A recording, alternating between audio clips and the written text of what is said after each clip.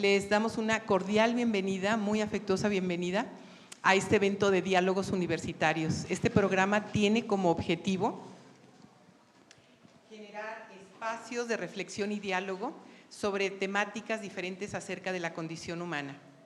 Y bueno, el evento de hoy está en pantalla, ustedes lo pueden ver. Se titula Las dos grandes mentiras de nuestra era que atentan contra la paz. Y estamos viviendo eventos en este sentido muy fuertes. Dios no existe y el ser humano es un superhombre. Quiero agradecer a las compañeras de Caminando Unidos que están atrás y que nos van a apoyar con la doctora Hilda para este evento, y agradecer muy puntualmente a los facilitadores que están acompañándoles en cada una de las mesas, docentes de humanidades y de formación. Muchísimas gracias a todos. Y me permito, es un honor, un placer para mí presentarles, tenemos una ponente de lujo. Quiero que escuchen con mucha atención una muy breve semblanza curricular de esta maravillosa mujer. Bueno, ella es la doctora Hilda Darlas. Ella es ingeniera en inteligencia artificial. Obtiene su MS en la Universidad de Hong Kong en filosofía oriental. Luego obtiene el grado de doctora en filosofía de la religión en la Universidad de Lancaster, Inglaterra. Y recientemente sale del seminario donde se especializa en teología mística y apología en el OCCA de Oxford, en Inglaterra. La doctora Hilda Darlas se vierte en el desarrollo moral y ético del ser humano después de trabajar para IBM Londres por 8 años. Se dedica al emprendimiento social durante 20 años, implementando su modelo EUDE, Desarrollo del Carácter Ético en Niños y Jóvenes, el cual crea y diseña con la finalidad de equipar a niños y jóvenes para que puedan regular su egocentrismo. Su modelo EUDE la lleva a convertirse en Fellow de Ashoka. Este es un alto grado de una asociación a nivel mundial que está en 95 países. Con este modelo EUDE, ella gana el premio Visionaris que otorga el Banco VS de Suiza y el premio Globalizer en Estocolmo por su impacto a nivel global. Ha sido docente en diversas universidades en varios países, ha impartido cátedra en la Universidad de Lancaster en el Reino Unido, en la Universidad de Hong Kong en China, en la Universidad de Varanasi en India, en la Universidad de La Paz en Austria, en la Universidad de Sao Paulo en Brasil, en el Colegio de México y en el ITESO de Guadalajara, entre otras.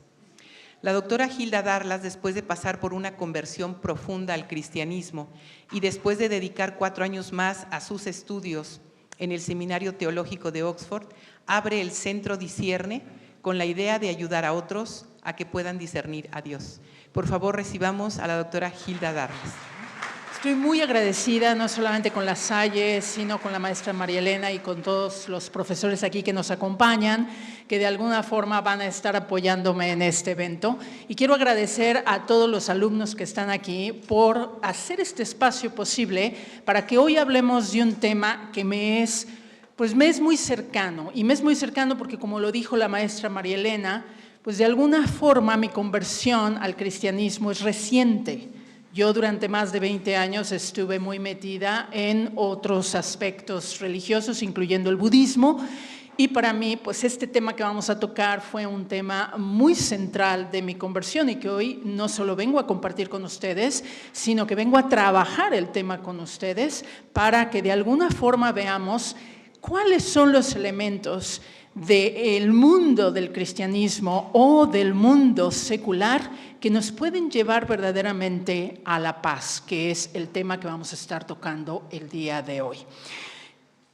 Antes de comenzar con el tema en sí, me gustaría dar un marco histórico donde me gustaría llevarlos a un pequeño viaje que les permita tener una idea de cuál era la idea metafísica que existía verdaderamente sobre la idea de Dios.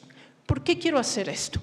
Porque quiero ponerlos en un contexto donde nos vayamos a ver de dónde venimos, dónde estamos y cuáles son los puntos centrales que nos pueden llevar a tomar decisiones importantes, especialmente su generación, sobre los puntos, sistemas, condiciones que puedan verdaderamente traer un mundo de paz o no.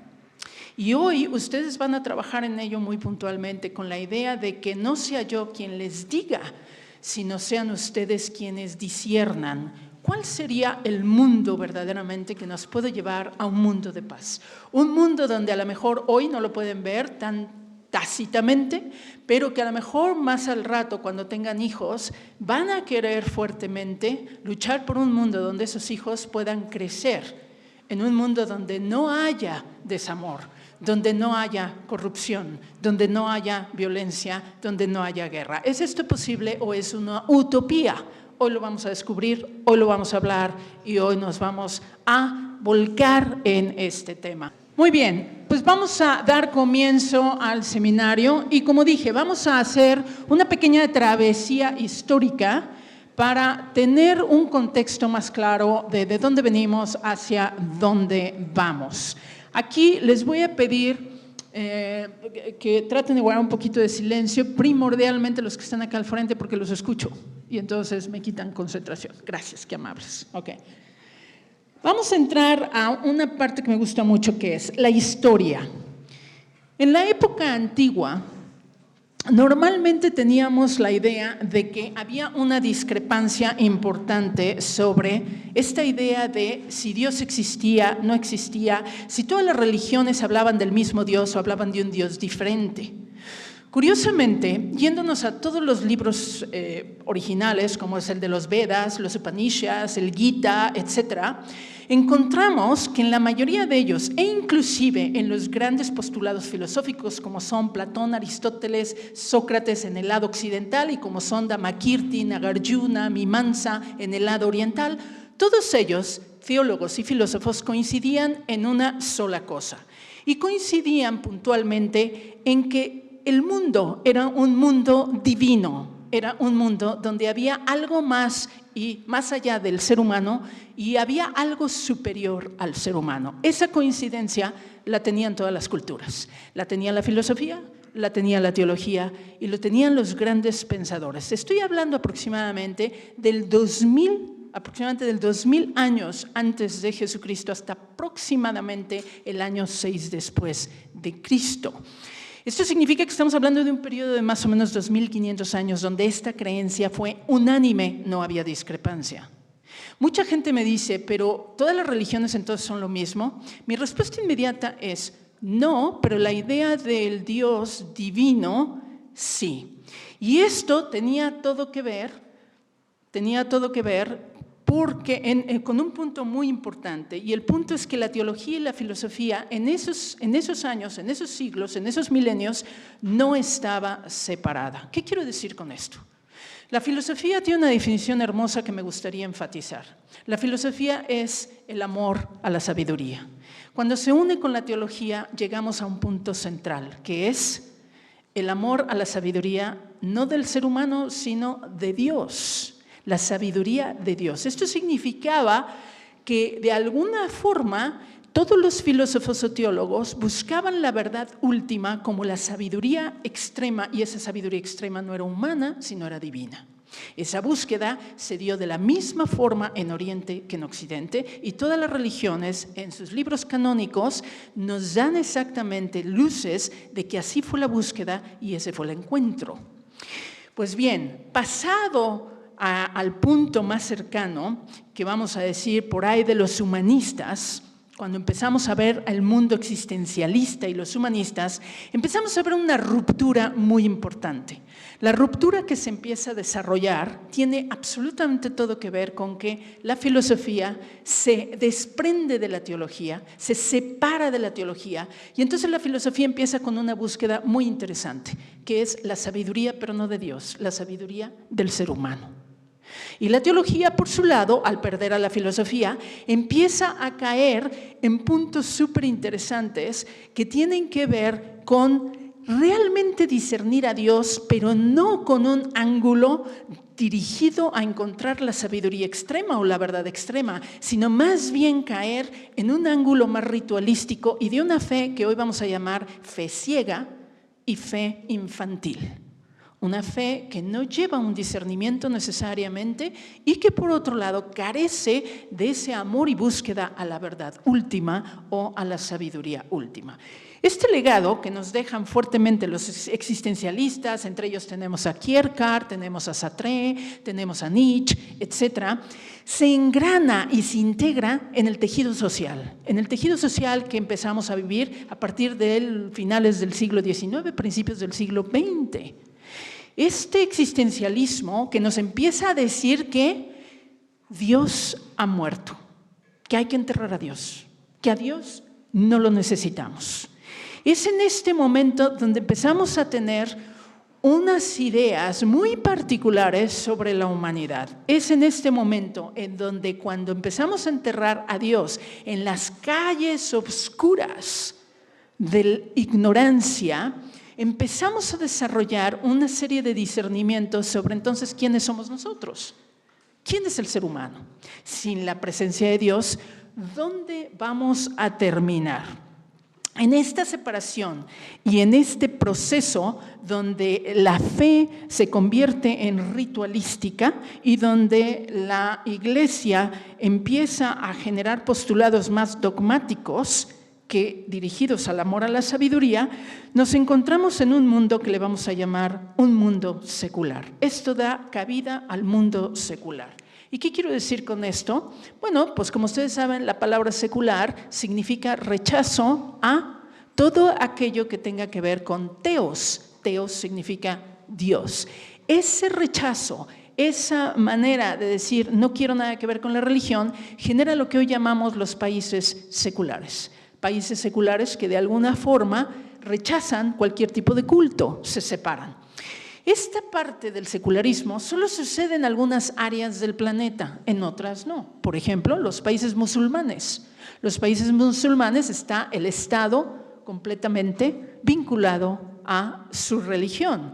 Esto significa que todos los postulados éticos y morales que pueda tener cualquiera de estos países van a ser regulados por su religión. Lo mismo le pasa al judío, lo mismo le pasa al hindú. Sin embargo, en Occidente y en Latinoamérica, esta separación se da. En México, pues se da en la época de los cristeros, cuando obviamente empezamos a separar la Iglesia del Estado. Se rechaza que la Iglesia tenga absolutamente nada que ver con la educación y con las decisiones gubernamentales. Este secularismo en el que hoy nos encontramos parados va a dar lugar y va a dar cabida a una cosmovisión que quiero plantearles, porque ahorita van a empezar a trabajar en ella. Es una idea que lleva los siguientes postulados. La primera es promesas. El secularismo nos promete un mundo de igualdad, un mundo igual. El secularismo nos promete la inclusión. El secularismo nos promete la integración. El secularismo nos promete la libertad.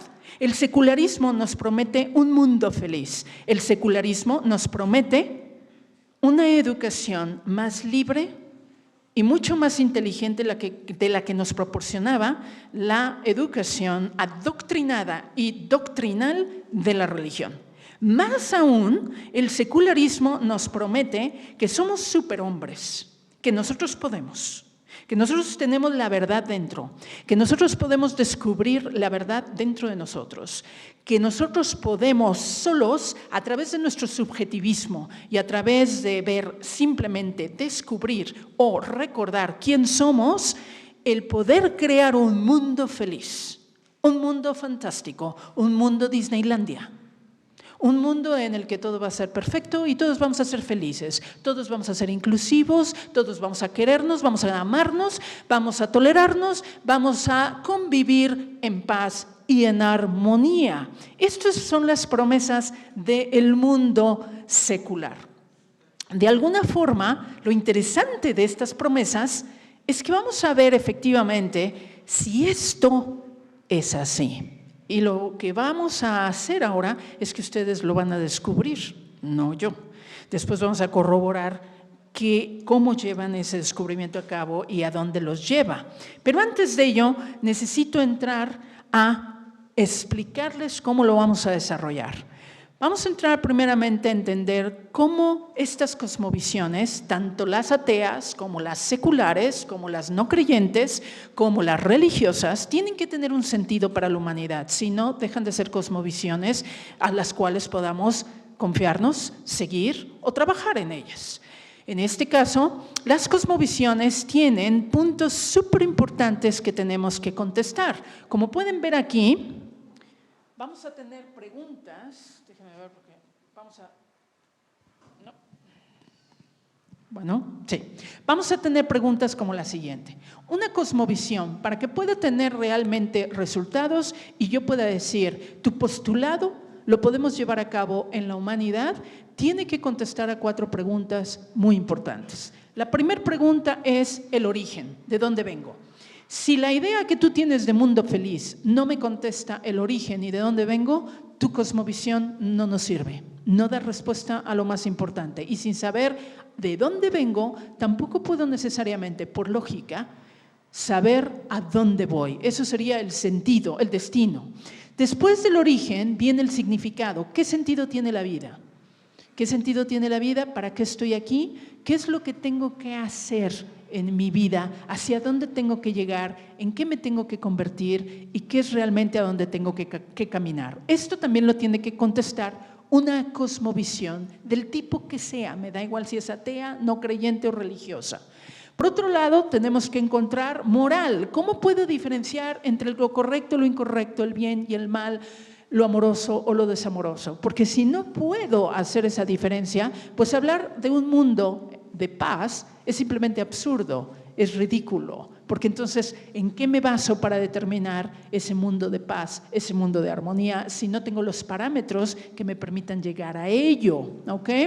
Y por otro lado, tiene que tener ese destino. ¿Qué pasa con nosotros después de la muerte? ¿Ok? Por supuesto que tiene que responder a estas 4 preguntas básicas, pero lo tiene que hacer con coherencia interna. Yo no puedo decir, oye, tu origen es este, pero resulta que tu aspecto, tu significado de vida es uno que no tiene nada que ver con el sentido que me diste de origen. Eso sería simplemente una incoherencia, un sinsentido y haría que toda la cosmovisión se viniera abajo. Por otro lado, tiene que corresponder con la realidad, porque está muy padre hablar de utopías, pero las utopías no se viven. Y si no se viven, entonces no puedo hablar de que esa cosmovisión me va a llevar a un realismo, a verdaderamente aplicar lo que sea que tengo en mente para llevar al mundo o a la humanidad a un mundo de paz. Y por último es si se puede vivir. Pues esto tiene que ver con la parte utópica. Se puede vivir y no se puede vivir nada más desde mi trinchera, desde mi cosmovisión o desde mi ecosistema, sino si se puede vivir universalmente. Entonces, ¿qué vamos a hacer ahorita? Les vamos a repartir unas cartulinas con 2 plumones.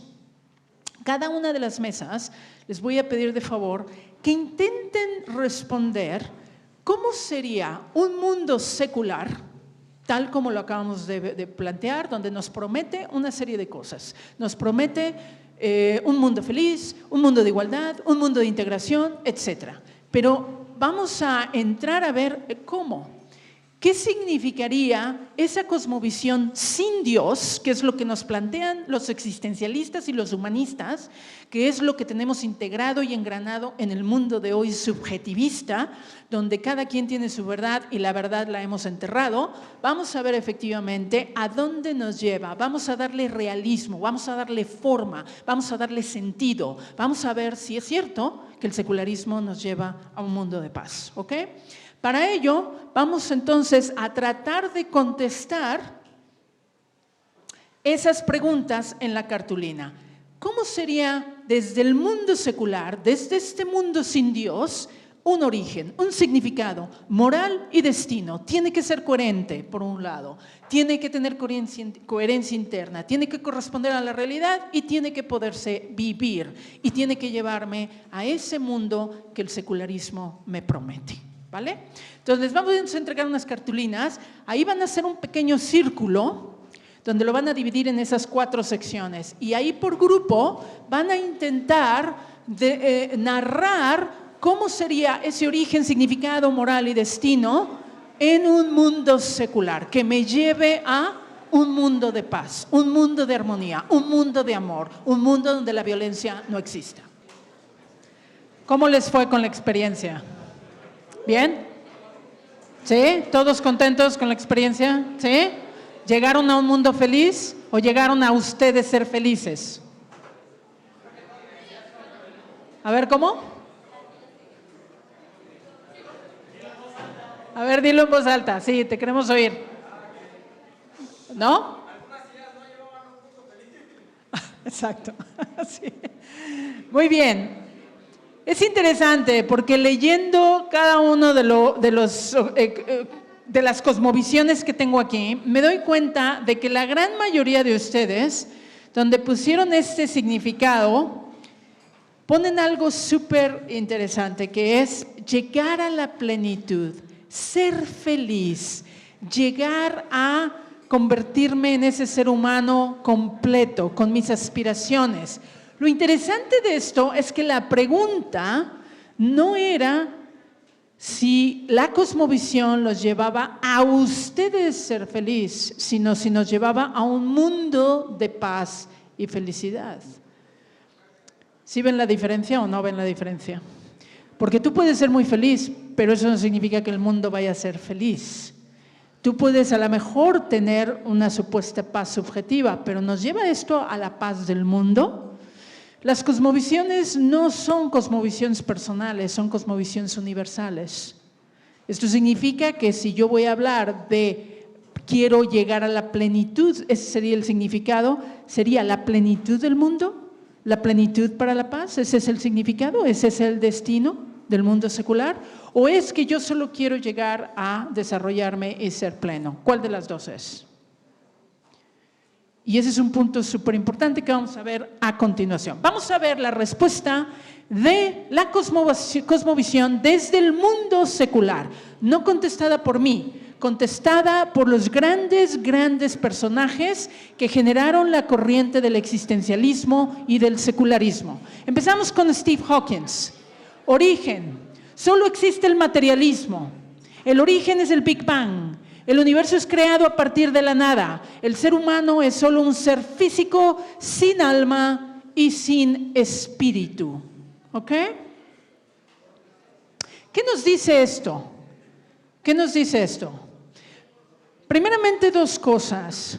Este típico ¿cómo se llama? Apología sobre el origen del mundo, la evolución de Richard Dawkins, la parte del selfish gene, el gen del egoísmo, etcétera, etcétera, la evolución y todas estas cosas que han demarcado a través de la ciencia, terminan por no contestar una pregunta vital que Steve Hawkins desarrolla y que además declara en su última conferencia en Oxford antes de morir.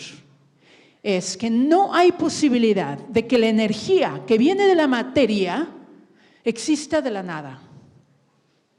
No hay nada que pueda demostrar la ciencia que pueda hoy probar que algo pueda hacerse o manifestarse de la nada.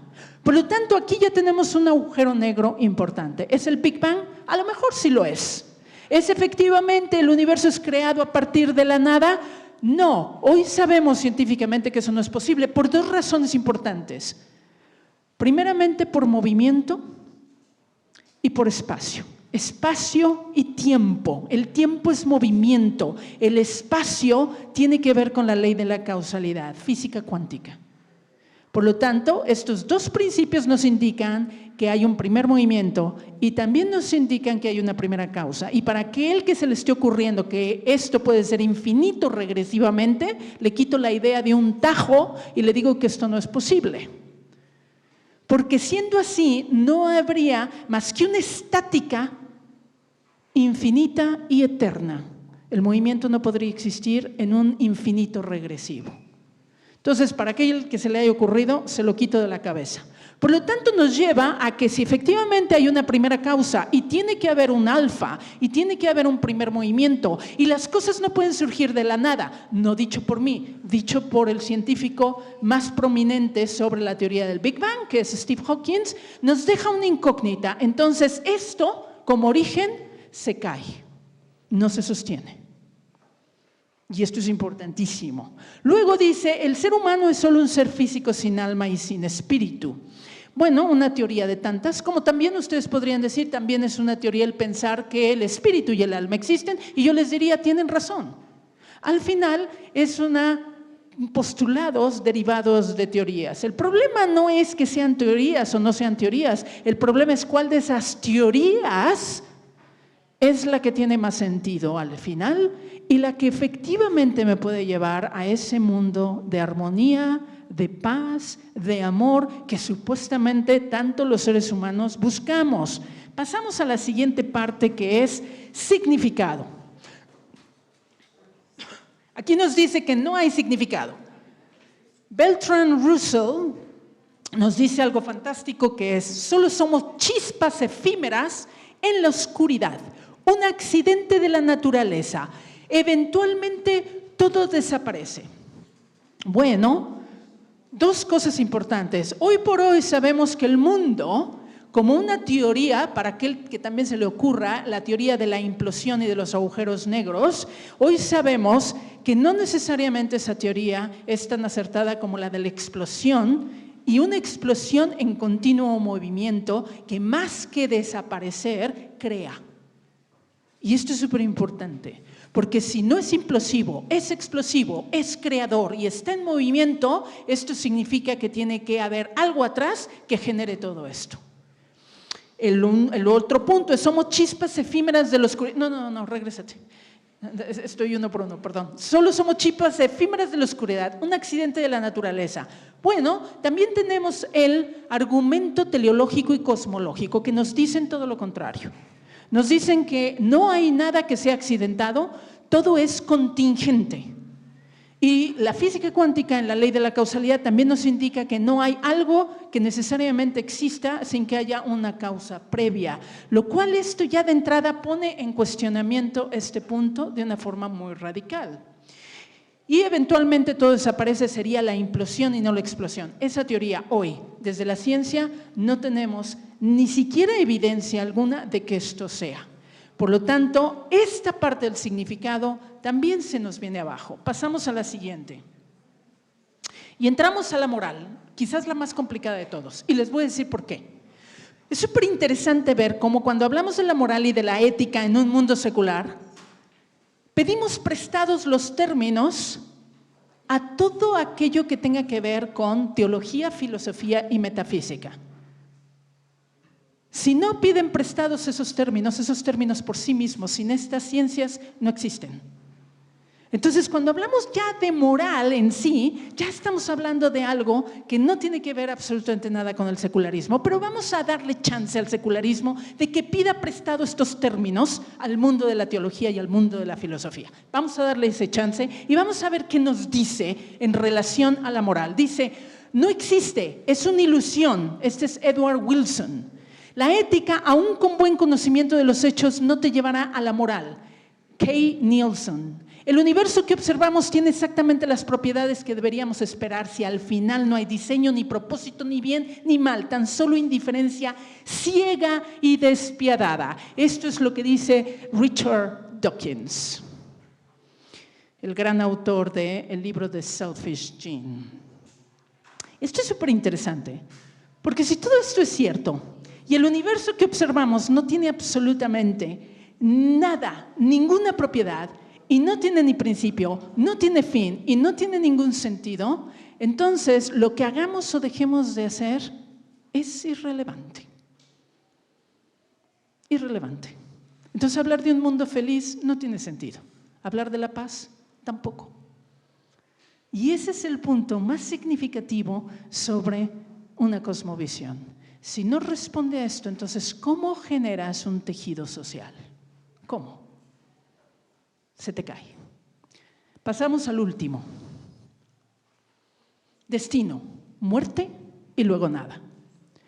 Si yo realmente voy a la muerte y no tengo nada, ¿qué objetivo, como decía Nietzsche y como decía Sartre, qué sentido tendría para mí querer a mi prójimo, hacer algo por mi prójimo que no fuese desde un ángulo utilitario?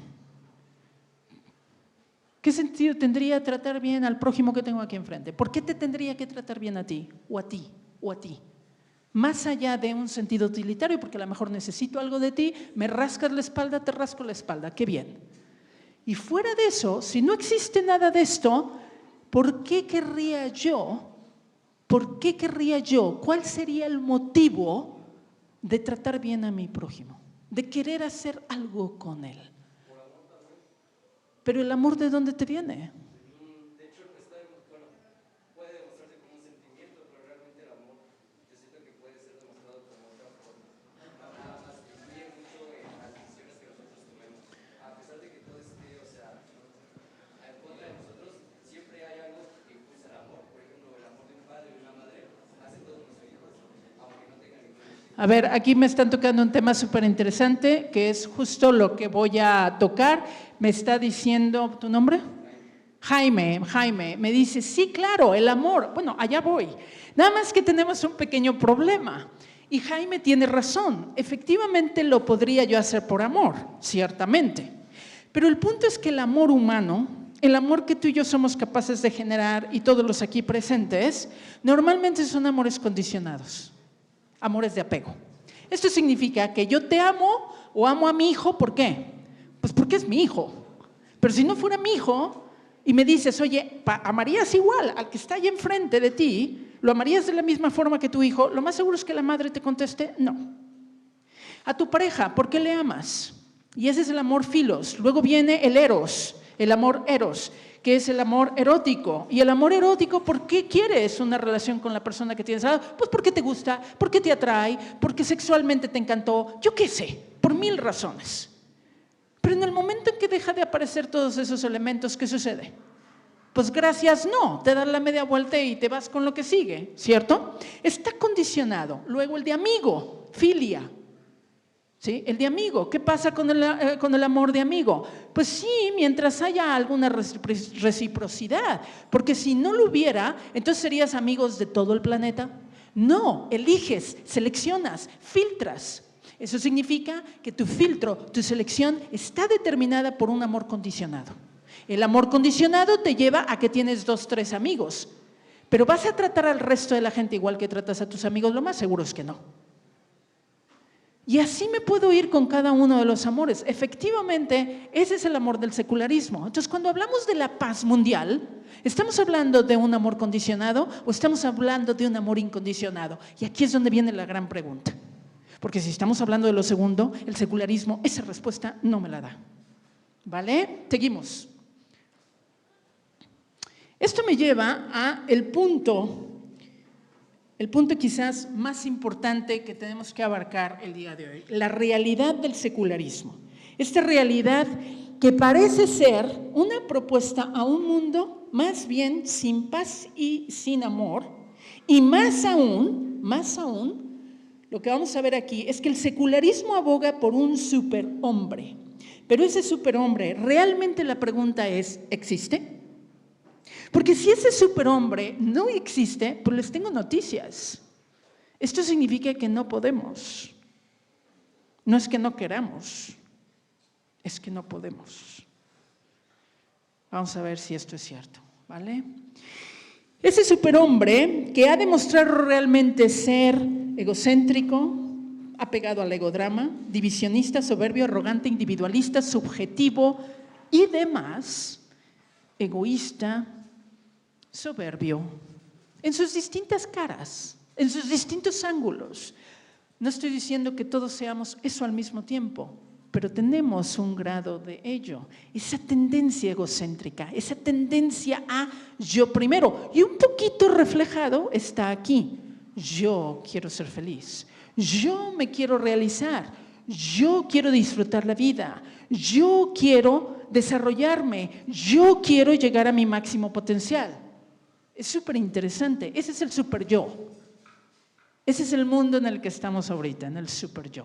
Y yo pregunto, ese super yo, con esa tendencia a mirar hacia sí mismo, ¿puede hablar de un mundo de paz verdaderamente?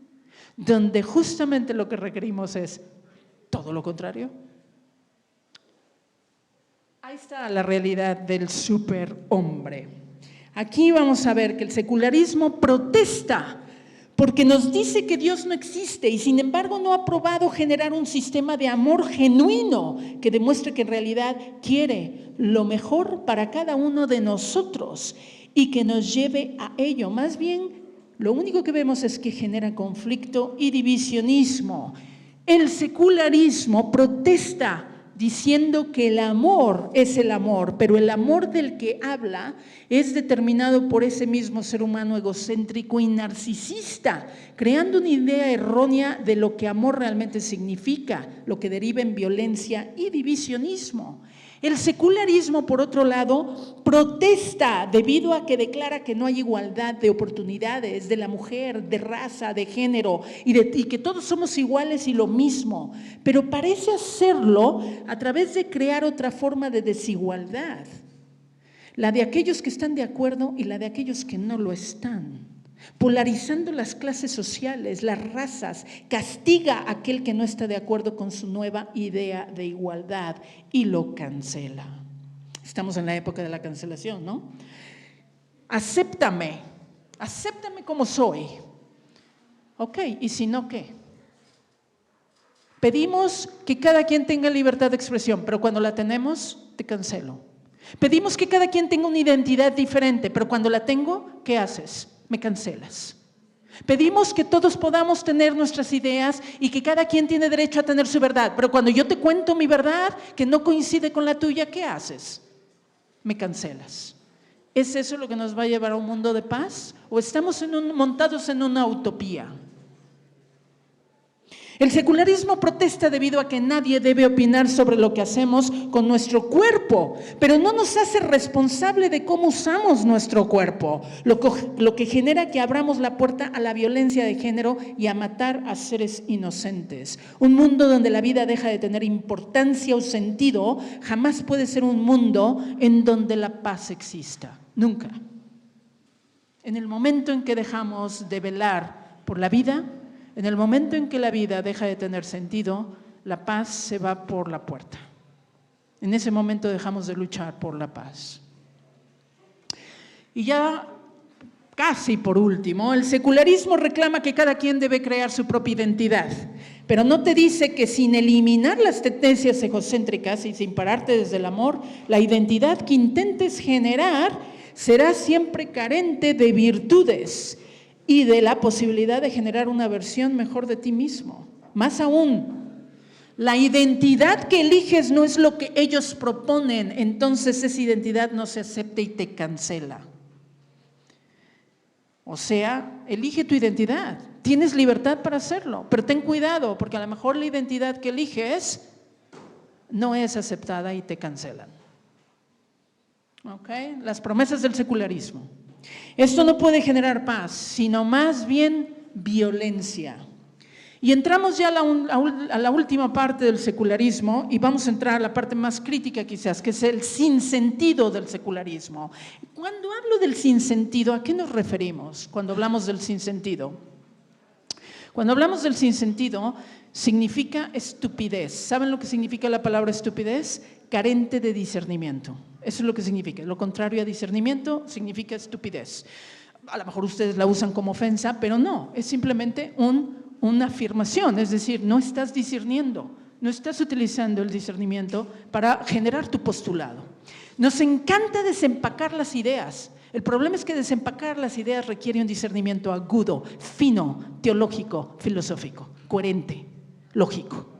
Cuando no lo hacemos y somos capaces de generar posturas o postulados que no lleven esto, terminamos diciendo barbaridades. Y el problema es que desempacar ideas utilizando barbaridades no nos lleva más que a conflictos. Y es justamente el opuesto a lo que estamos buscando, que es la paz. El sinsentido del secularismo.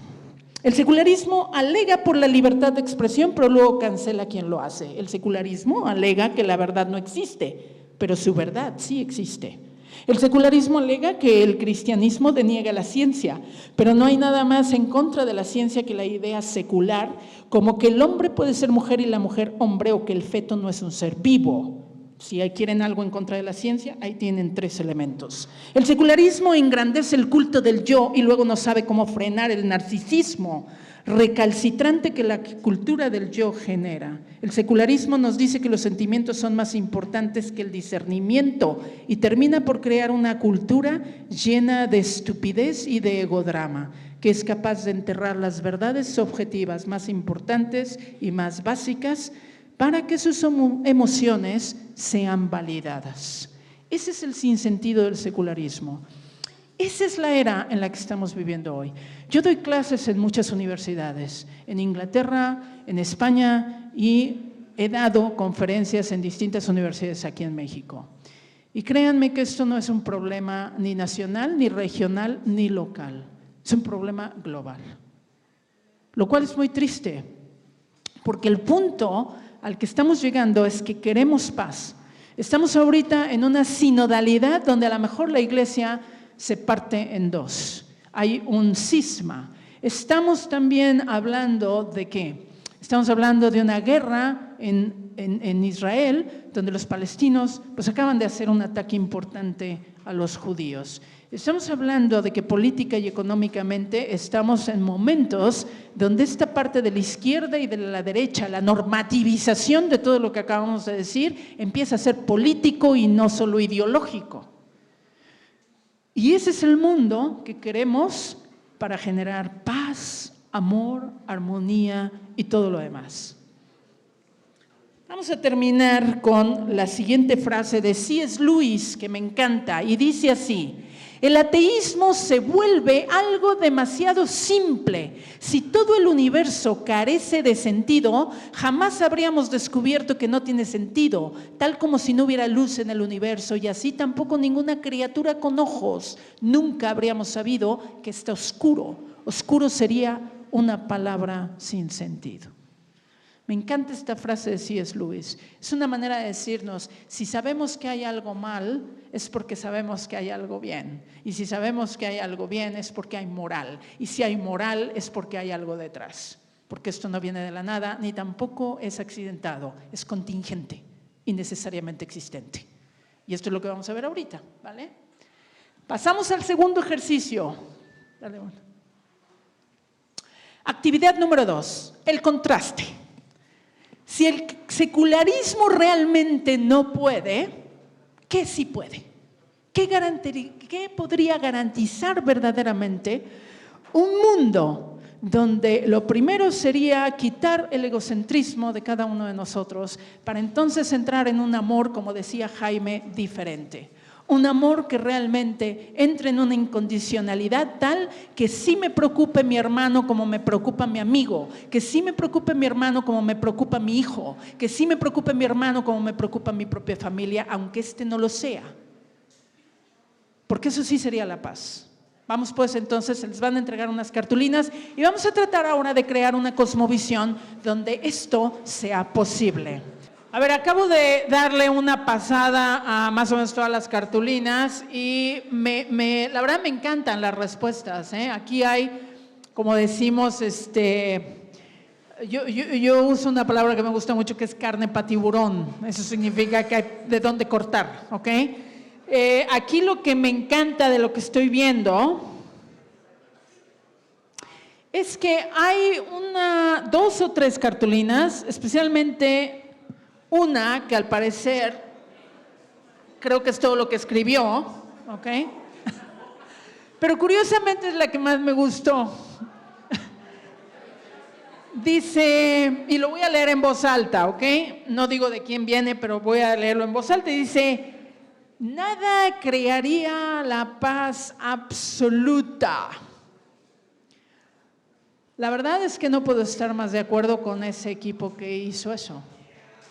Bien, ok, muy bien, pero vamos a ver, no solamente vamos a ver a qué tipo de paz nos referimos, sino vamos a ver si eso de paz absoluta tiene que ver con la paz que sí vamos a hablar nosotros ahorita, ¿vale? Muy bien, vamos a continuar entonces. Me voy a tardar unos 5 minutos en este cierre. y luego quiero dejar más o menos 20-25 minutos a preguntas y respuestas, porque veo que hay muchas preguntas y quiero abordarlas, ¿ok? Lo primero es, vamos a ver ahora cuál es la propuesta de una cosmovisión con Dios, ¿ok? Vamos a tratar de ver una respuesta a esta cosmovisión. Lo primero que tenemos que ver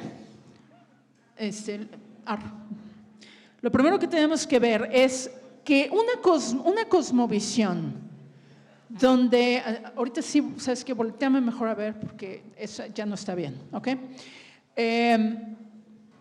Una cosmovisión basada en teos, que significa discernir a Dios, que es de lo que vamos a hablar ahorita, tiene un punto de partida muy particular, muy particular.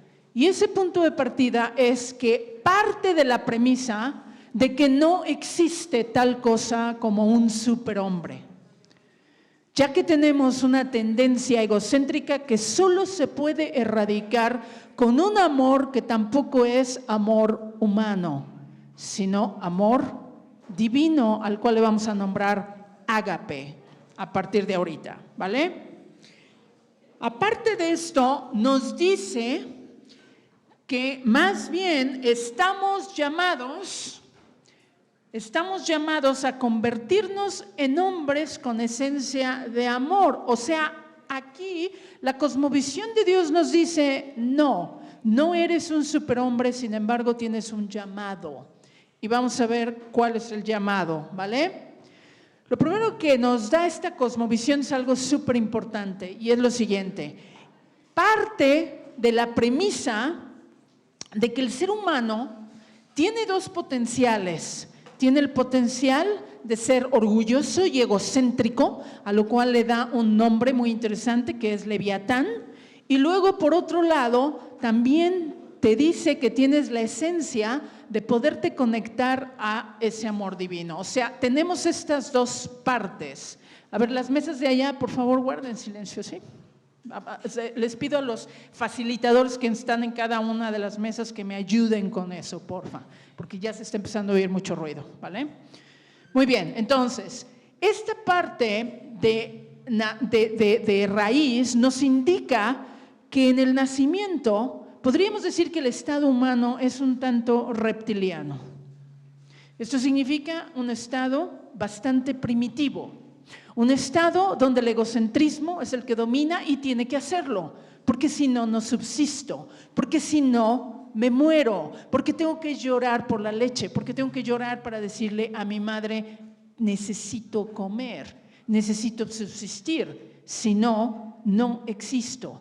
Cuando esto es cierto, también es cierto que los animales tienen este mismo principio. También son reptiles que tienen estas características. Sin embargo, yo quisiera pensar que todos los aquí presentes tienen algo más allá que lo que un perro, un gato, o un elefante o una jirafa. Y yo quisiera pensar que a eso es a lo que le vamos a llamar ser un humano racional. Sin embargo, vamos a entrar a una parte muy interesante. Los grandes filósofos nos hablaban y nos decían que el llamado al ser humano, a la mejor versión de ser humano que no se quede en su estado más reptiliano y que opere desde ahí, es el de las virtudes, el de la virtuosidad. Y ahí tenemos las virtudes cardinales: prudencia, justicia, fortaleza y templanza. Esto significa que ya, sin tocar el punto de la religión, desde el punto meramente filosófico racional, el ser humano trae un llamado más allá de quedarse en un estado reptiliano, en un estado animalesco.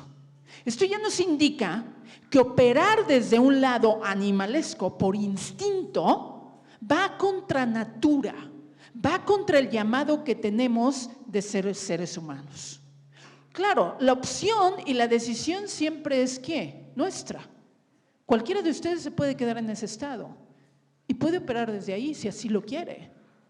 Y esto significaría pues una gran pérdida, porque estamos dejando de lado el llamado verdadero hasta donde podemos o hasta donde estamos vamos a decirlo así, diseñados a llegar. Sin embargo, la cosmovisión de Dios nos dice que no, que hay un llamado más alto que ese, que hay un llamado muchísimo más fuerte que ese, y es el llamado básicamente al amor, a ser seres de amor, a ser personas que verdaderamente puedan dar ese amor incondicional del cual estamos hablando a todos los demás. Si esto es cierto, podríamos pensar que un mundo, ciertamente no sin una paz perfecta, y tendríamos que definir a qué le llamamos perfecta, porque el mundo de Dios no es perfecto, el mundo de Dios es bueno. Y hay una gran distinción entre estos dos términos. Si hablo de un mundo perfecto, no queremos una paz perfecta y tampoco podría existirla.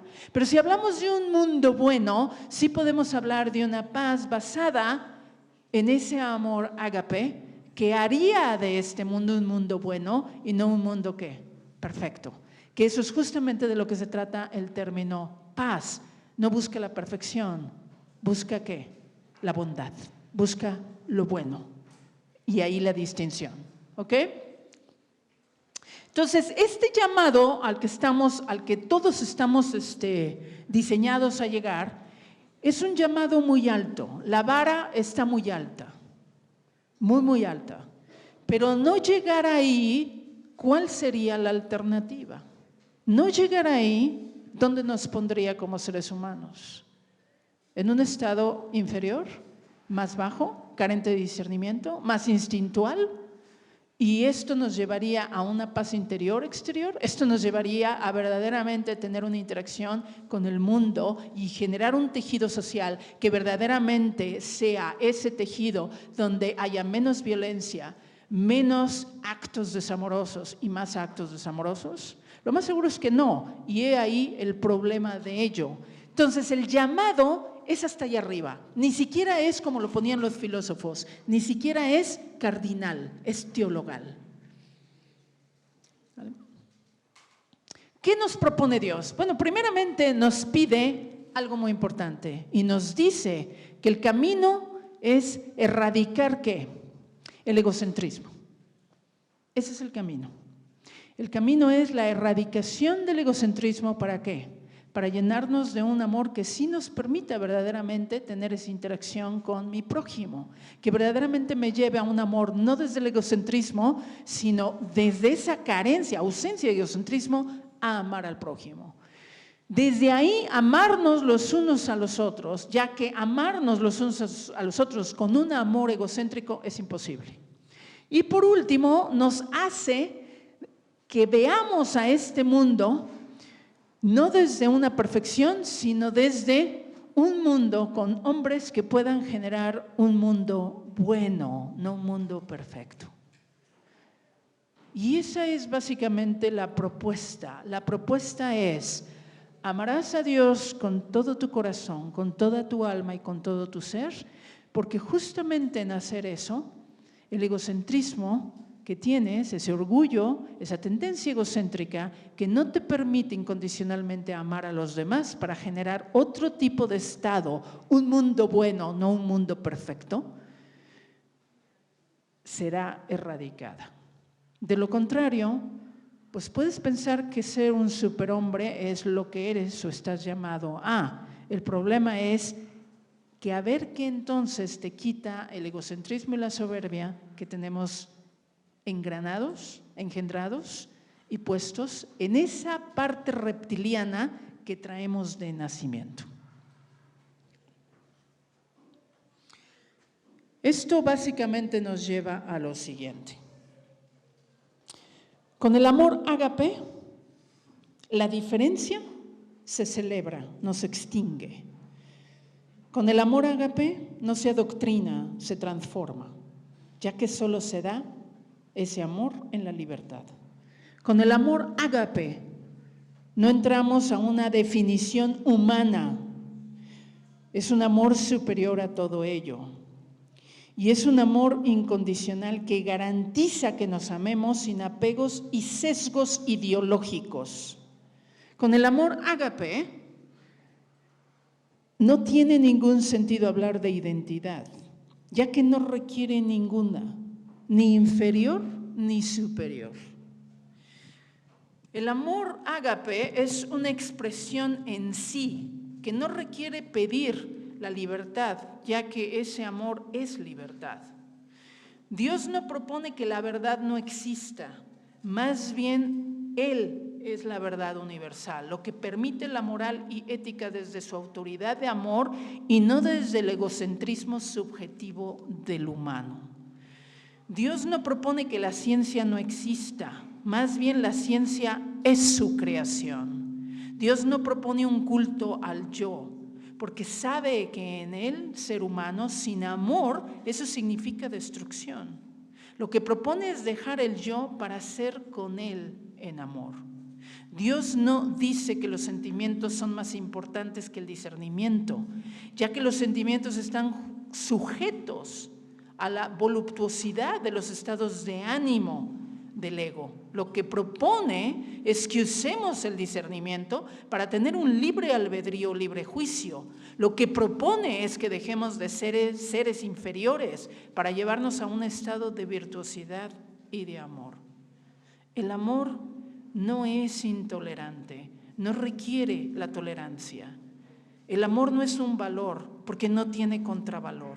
El amor es en sí mismo autoridad sin dominio. Un mundo de paz requiere un amor que nos transforme, requiere a un Dios ágape para genuinamente poder amar a los otros. Pensar lo contrario es no entender quiénes somos. El amor ágape solo puede generar gozo y paz en un mundo bueno, no en un mundo perfecto. Lo contrario no sería amor. Y vamos a finalizar con la siguiente pregunta. ¿Y tú, después de saber esto, con quién te quedarías si genuinamente buscaras la paz y un mundo bueno, no un mundo perfecto? ¿Te quedarías con el secularismo o con la cosmovisión del Dios ágape? Muy bien, pues muchísimas gracias. Yo con esto termino la conferencia. Les van a pasar unas hojitas. Gracias.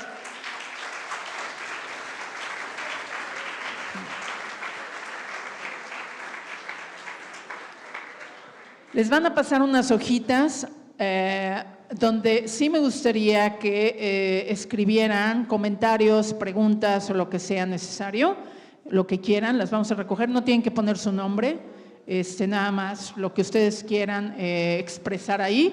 Y lo que nos queda de tiempo, que son 20 minutos, los quiero utilizar para una sesión de preguntas y respuestas. Acá tenemos un micrófono que vamos a utilizar en caso de que alguien quiera hacer alguna pregunta sobre el tema que aquí se trató.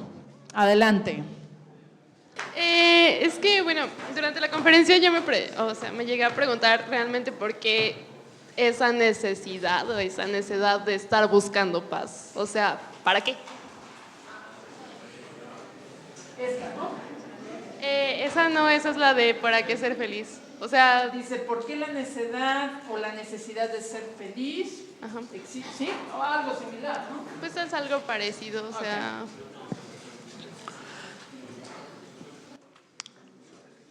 ¿Cuál sería el significado que tú le darías a la paz, la palabra paz? Porque tiene dos. Una es paz interior y otra es paz exterior. Tú hoy vives en un país que relativamente estamos aquí tranquilos, ¿no? Relativamente podemos hablar de estos temas, ¿cierto? Relativamente podemos coexistir y luego te vas a ir a tu casa y luego yo me voy a ir a la mía y vas a cenar y vas a estar con tus padres, etcétera, ¿cierto? O con tu familia o con quien sea. Te puedes ir de vacaciones y hay gente que cuando estás en tus vacaciones te trata ¿cómo? Pues normalmente bien, ¿no? Te atienden, vas a un restaurante y te atienden, etcétera, etcétera. Déjame tomar el micrófono para poderme salir de la... ¿Vale? Muy bien. Entonces, vamos a decir que respiramos un ambiente donde el ser humano en su co-creación, ¿sí me escuchas? Que la respuesta es para ti, ¿vale? Ok. Estamos en un ambiente donde normalmente la creatividad humana y la interacción social se puede dar creativamente y constructivamente cuando estamos en armonía. Cuando no hay armonía y hay desarmonía, como un estado de guerra, como pudo ser la Primera Guerra Mundial, como puede ser la Segunda Guerra Mundial, como pueden ser los estados ideológicos donde estamos conflictuándonos unos a otros y no estamos de acuerdo, entonces queremos imponer nuestra ideología, el otro quiere imponer la suya, etc. ¿Qué pasa con el tejido social? ¿Qué le pasa a la psicología humana, a la cognición humana, cuando estamos en un estado donde estás peleando tu espacio todo el tiempo? Generalmente nos estresamos y el estrés genera algo muy interesante químicamente hablando y te altera, y esa alteración nos lleva a ser agresivos con el otro. La agresividad genera pleitos y no hay un ser humano que en su capacidad psicológica, sin que tenga alguna patología, porque hay patológicos, pero no hay ningún ser humano en la normalidad que se levante en la mañana y que te diga: hoy quiero pelearme con toda la gente, quiero terminar mi día, que me odien y odiando al mundo, y quiero tener todos los conflictos del planeta. Un ser humano que esté en su estado más coherente, cognitivamente hablando, no se va a levantar diciéndote eso. Y una madre y un padre en la mañana no se van a levantar diciendo: quiero hacerle el mayor daño posible a mi hijo y que dañen a mi hijo. Normalmente nuestra actitud ante la vida es: quiero ser aceptado, quiero que la gente me quiera, quiero ser productivo, quiero hacer algo por el mundo, quiero integrarme, quiero poder comer, quiero tener casa, quiero tener hijos, quiero tener familia, quiero tener trabajo, quiero tener profesión, lo que quieras, no importa. Bueno, para lograr todo eso tiene que haber una armonización psicológica y emocional, tiene que haber un estado emocional suficientemente equilibrado para que todo eso pueda funcionar. Si no lo tienes, generas caos. Y el ser humano no funciona en el caos. Nos volvemos destructivos, nos volvemos hostiles. Y la hostilidad a nadie le gusta. Esa es la razón por la cual buscamos un estado más pacífico, un estado más estable, ¿vale? Muy bien. Me preguntan qué es el secularismo. Bueno, ya lo expliqué al principio. El secularismo tiene varias definiciones, pero en el tema que estamos hablando significa el rechazo a cualquier dogma religioso, o sea, el rechazo a cualquier religión, cualquier estado en el cual la religión o Dios tenga injerencia en la política o en la economía. Eso es lo que significa. Luego dice: ¿es posible separar lo político de lo religioso? Bueno, sí lo es. Ese es el secularismo. Vivimos en un país secular. Vivimos en un país donde la religión supuestamente no tiene injerencia, no debe de tener injerencia con el Estado ni tampoco con la educación. Entonces, en principio, creo y tengo entendido que en México AMLO ha hecho muy buen papel en ese sentido, ha hecho que la religión no tenga ninguna injerencia. Así es que la respuesta a esto es sí, sí puede. No siempre me enorgullece mi origen. ¿Como el origen de cosmovisión o tu origen de familia? Porque estos son dos cosas. Lo voy a dejar pendiente porque no me aclara y no me voy a meter al origen personal, ¿vale? ¿Y existe la paz que se desea? No, porque tendríamos que definir qué es lo que se desea, ¿vale? Pero, ¿hay más preguntas por ahí? ¿Sí? Ok, dice, espérenme porque sin lentes no veo.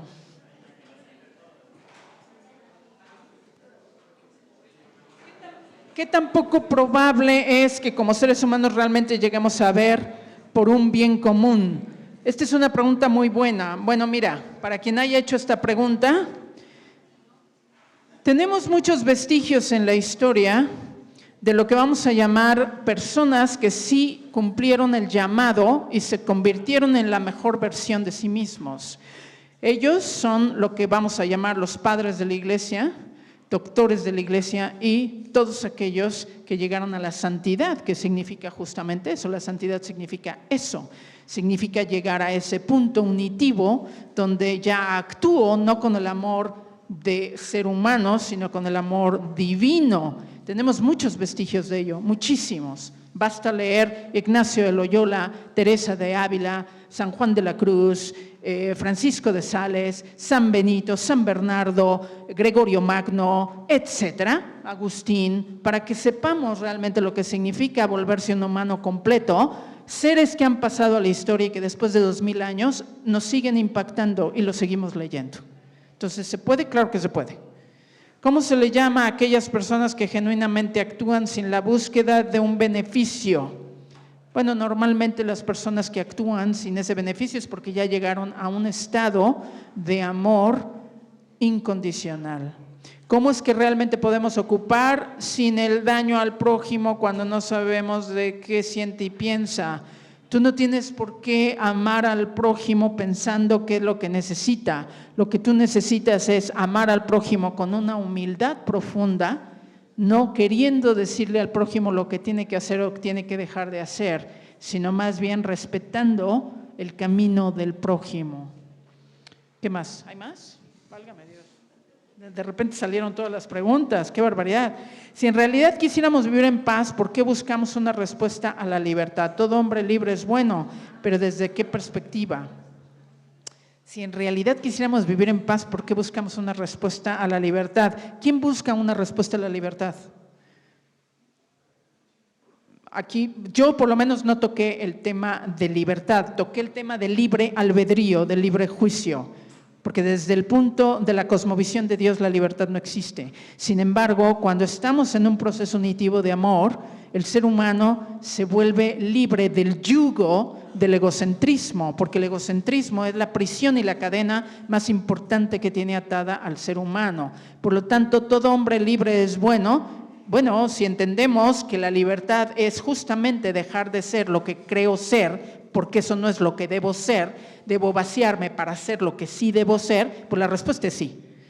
¿Quién decide qué es bueno y malo? Esto no es una decisión, esto es acto amoroso o desamoroso. Aquí tendríamos que entrar a la pregunta de si lo malo existe, y la respuesta es no. Lo que existe es la carencia de amor, que es distinto. Una cosa es decir, existe lo malo, para ello tendríamos que hablar de un ente que genera la maldad, y eso no existe. Lo que sí existe es el amor ágape, el Dios de amor, y la ausencia de su presencia, lo que genera es oscuridad y carencia de amor. Un acto que es carente de amor es eso, es un acto carente de amor, no es un acto malo. Lo malo y lo bueno es una invención de la ética existencialista, no de la teología filosófica y menos cristiana. El mundo bueno es justamente un mundo basado en amor donde hay justicia. Un mundo perfecto no necesariamente sería un mundo bueno. Un mundo perfecto es un mundo donde se busca la excelencia, y lo bueno no siempre es la excelencia. Y entonces aquí hay una discrepancia importante entre este tipo de dos mundos. Aquí quien habla profundamente es Albino, el filósofo Albino, si lo quieren leer, en su libro justamente de los dos mundos, habla sobre este tema de una manera más alargada para aquellos que se quieran informar más sobre estos dos puntos. ¿Ya? Perfecto. Muy bien, pues muchísimas gracias. Con esto terminamos las preguntas y les cedo la palabra.